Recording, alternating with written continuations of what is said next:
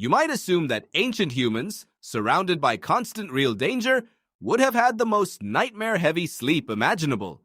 Hunted during the day, haunted at night. But modern research on present-day hunter-gatherer societies tells a different story.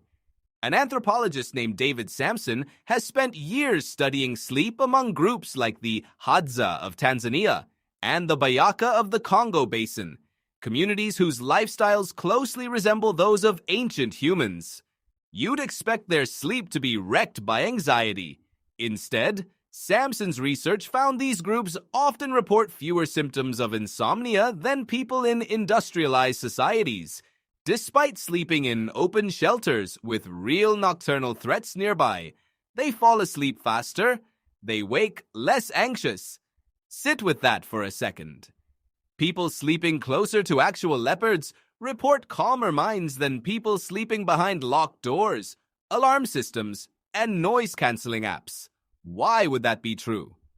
Because the threat your ancient ancestors faced was external and answerable.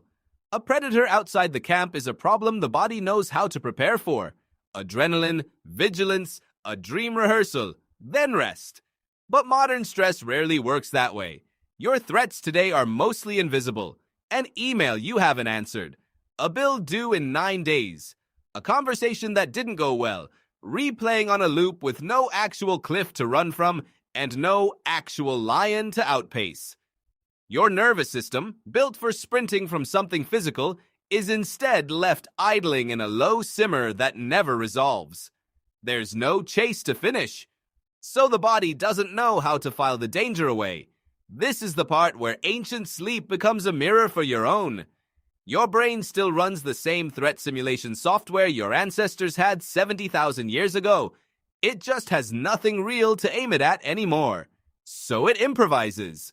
It takes the closest thing to danger in your daily life, a deadline, a fight with someone you love, a fear of failing in front of people, and dresses it up in dream logic. The exam you forgot to study for. The job interview where you're suddenly naked. The chase with no face behind it. Your brain isn't malfunctioning when it does this. It's doing exactly what it was built to do. It just ran out of lions, so it started using your inbox instead. And maybe that explains something else. Why falling dreams are nearly universal. Falling was a real, constant, physical danger for a tree-dwelling and cliffside sleeping ancestor. A single bad night's sleep near an edge could end everything. Long after your species stopped sleeping in trees, the software stayed installed. You can live your entire life without ever falling from a height. And your brain will still write you a script where you do, because some ancient part of it has never gotten the memo that the danger passed. There's something almost touching in that. Your dreaming mind is an old soldier still running patrol on a battlefield that no longer exists. It checks the perimeter every night out of habit, long after the war ended. So what did ancient humans actually dream about? Not symbols, not hidden messages waiting to be interpreted by a guidebook. They dreamed about exactly what threatened them.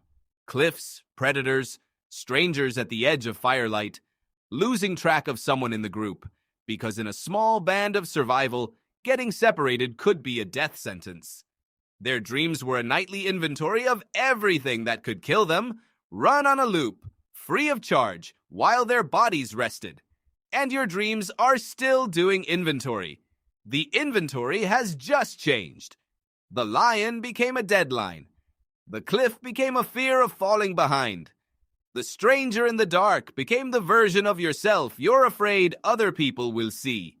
Tonight, when you fall asleep, your eyes will move beneath their lids the same way they moved for every human who came before you. Somewhere in that motion is a survival mechanism older than language, older than fire, older than the idea of safety itself. It will reach for the nearest threat it can find and turn it into a story, because that is the only job it has ever known how to do. You didn't inherit your fears at random. You inherited a rehearsal system built by ancestors who needed to survive the dark. The hallway that leads nowhere. The face you don't recognize. The chase with no end. These aren't broken signals.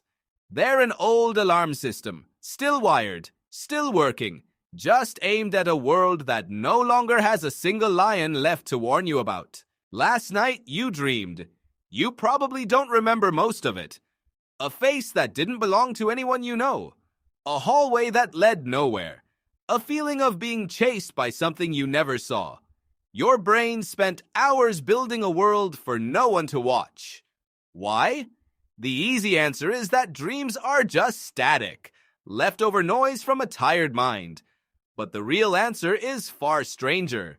Dreams are not noise. They are rehearsal. And the script your brain has been running every single night for hundreds of thousands of years was written long before you were born. Think about your last nightmare. Chances are it involved being chased, or falling, or losing someone in a crowd. Almost nobody dreams about filling out paperwork or waiting at a red light. Why does your sleeping brain keep reaching for danger? Here's where it gets interesting. In the early 2000s, a Finnish cognitive scientist named Antti Revonsuo proposed something called the threat simulation theory. In plain terms, it means your brain evolved to use dreams as a kind of flight simulator for danger, not a random one, a targeted one. Revonsuo found that across cultures, the most common dream content isn't joy, or romance, or success. It's threat, predators, falling, conflict, pursuit. That's strange until you remember what your ancestors were sleeping next to. For most of human history, sleep wasn't safe. There was no locked door, no walls, no streetlight outside the window. Your ancestors slept in open camps, surrounded by darkness that actually contained things that wanted to eat them. Big cats, hyenas, other groups of humans who might raid in the night. Sleep was the most vulnerable hour of the day, and the brain that survived was the brain that stayed half alert to danger even while shut down. So picture an early human, maybe 70,000 years ago, lying near a dying fire. Their body is still. Their eyes are moving rapidly beneath closed lids. This is called REM sleep, short for rapid eye movement, the stage where most vivid dreaming happens. Their muscles are essentially paralyzed so they don't act out what they're imagining. But inside, their brain is running drills. A leopard in the grass. A fall from a cliff edge. A stranger approaching from the tree line. None of it is real. All of it is practice. This is the part that should sit with you for a second. Dreaming danger wasn't a glitch. It was training.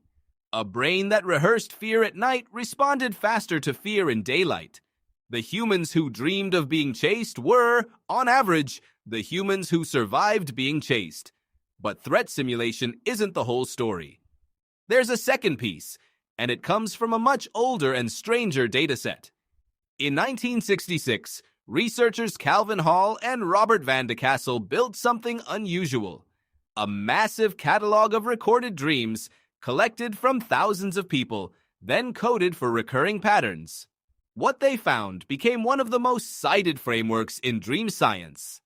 Dreams across nearly every group studied leaned heavily towards strangers, conflict, and unfamiliar settings far more than they leaned toward comfort or familiarity.